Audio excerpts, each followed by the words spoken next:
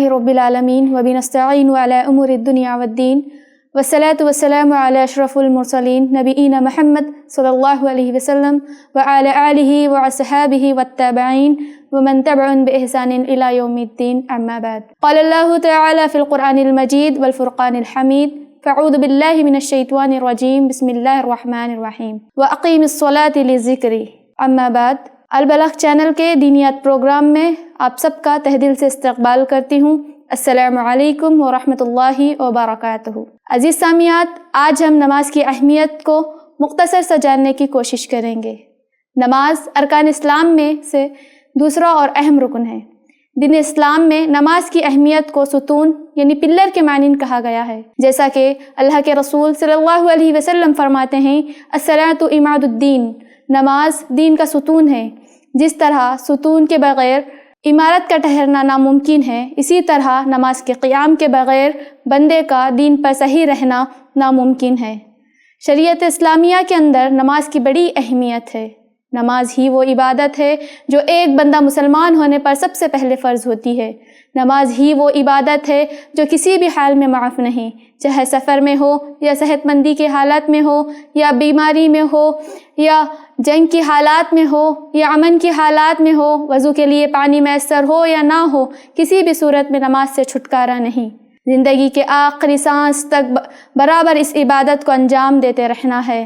عزیز سامعات، قرآن مجید جو کہ بڑی مقدس اور آخری آسمانی کتاب ہے، اس کے اندر نماز کی اہمیت کو اجاگر کرتے ہوئے اللہ تبارک و تعالی نے 90 سے زیادہ مرتبہ نماز کا ذکر کیا ہے.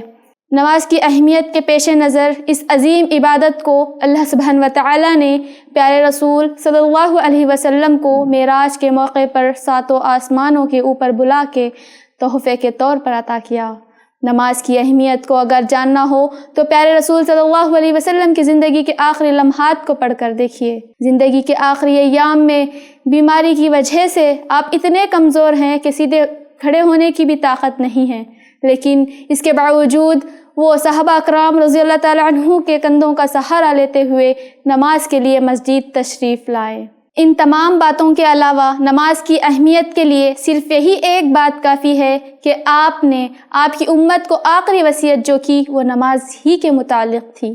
حضرت عائشہ رضی اللہ تعالیٰ عنہا فرماتی ہیں کہ پیارے رسول صلی اللہ علیہ وسلم کی روح پرواز ہونے سے پہلے آپ کی زبان مبارک پر آخری جملہ جو نکلا وہ تھا الصلاۃ، الصلاۃ یعنی امتیوں نماز کا اہتمام کرو. پھر آپ کی روح نکل گئی اور آپ اللہ کو پیارے ہو گئے.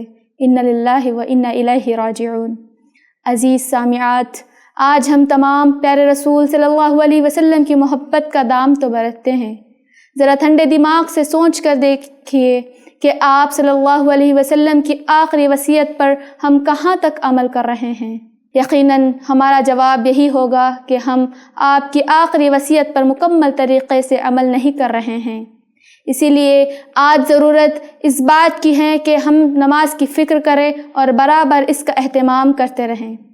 آخر میں اللہ سبحانہ و تعالیٰ سے دعا گو ہوں کہ اللہ سبحانہ و تعالیٰ ہم تمام کو 5 وقت کی نماز خشوع و خضوع کے ساتھ، وقت کی پابندی کے ساتھ پڑھنے کی توفیق عنایت فرمائے. آمین. السلام علیکم ورحمۃ اللہ وبرکاتہ.